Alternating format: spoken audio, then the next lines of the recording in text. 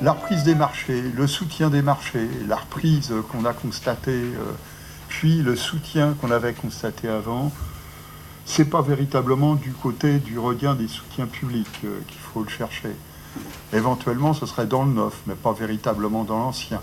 C'est surtout du côté des conditions de crédit qu'il faut regarder. C'est pas du côté des prix. Hein, et là, je mets à jour ce petit tableau qu'on présente quelquefois, mais qui permet de rappeler que finalement, le grand mouvement de recul des prix, tout le monde l'attend encore un peu.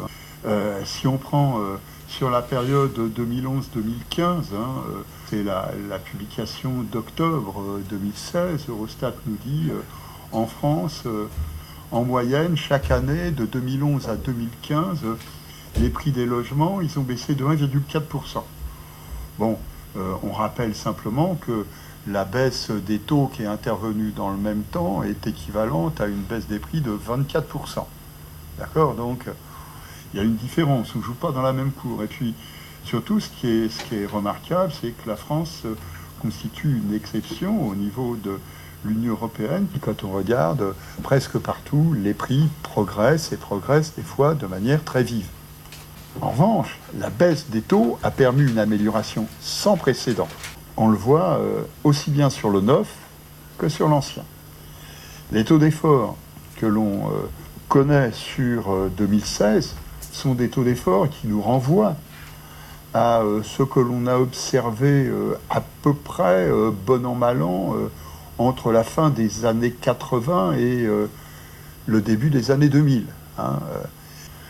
Donc nous sommes aujourd'hui bien sûr sur des niveaux de taux d'effort, aussi bien dans le neuf que dans l'ancien, rendus possibles par l'amélioration des conditions de crédit, mais qui sont associés à une taille de marché bien supérieure à celle qu'on connaissait lors des périodes équivalentes. Mais le problème de la baisse des taux, ça a été une force du marché, une formidable force. Mais derrière chaque force, il y a une faiblesse. Le problème de la faiblesse, c'est le mouvement des rachats de créances.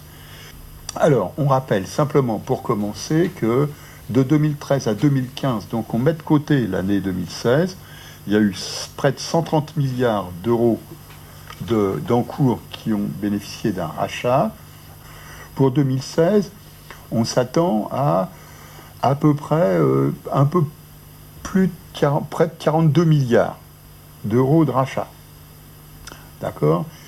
Ce qui représenterait 23%, plus de 23% des versements.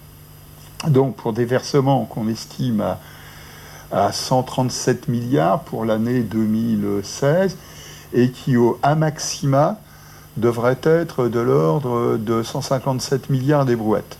Plus probablement 155 milliards en 2016. Bon, maintenant, il est clair que quand on regarde, toujours pareil, on a derrière un effet qui est un effet différentiel de taux entre le stock et le flux, toujours pareil, mais le mouvement de rachat que l'on connaît depuis 2012 est un mouvement qui est sans commune mesure avec l'ampleur du différentiel de taux. Ici, on parle des rachats de créances, c'est-à-dire le changement d'établissement. Maintenant, ce que l'on voit depuis le début de l'année, c'est que beaucoup d'établissements ont bien compris qu'il était préférable de garder sa clientèle, quitte à un petit sacrifice, plutôt que de la laisser partir vers les autres. Donc beaucoup l'ont compris. Donc ça signifie que depuis le début de l'année 2016, en fait un petit peu vers la fin de l'année 2015, on a vu se développer les mouvements internes qui correspondent à ce qu'on appelle les rééchelonnements et les réaménagements. Ce ne sont pas des rachats. Et c'est la raison pour laquelle, de manière très précise, suivant les conventions que nous avions adoptées au milieu des années 80, lors de la première vague, l'ACPR, la Banque de France, parle de renégociation. Puis sur les renégociations, c'est rachat, plus rééchelonnement, plus réaménagement. Pourquoi je dis cela ? Parce que on voit chaque mois la publication de la Banque de France nous dire c'est mieux encore. Ce coup-ci, je crois, nous sommes à 53,8%, hein, si ma mémoire est bonne, 53,8% de renégociation sur le mois de septembre. Renégociation. Et il est clair que le mouvement de renégociation du troisième trimestre 2016 est plus important que le mouvement de renégociation du troisième trimestre 2015. Parce que les rééchelonnements et les réaménagements sont venus gonfler cet indicateur. Donc, il ne faut pas se tromper, ce n'est pas du rachat au sens où cela vient modifier la position des établissements les uns par rapport aux autres, les conditions dans lesquelles les encours vont se trouver modifiés dans l'avenir. Et j'en finis avec cet indicateur qui est l'indicateur Banque de France, tout simplement parce qu'il mérite réflexion. D'accord ? J'attire votre attention là-dessus.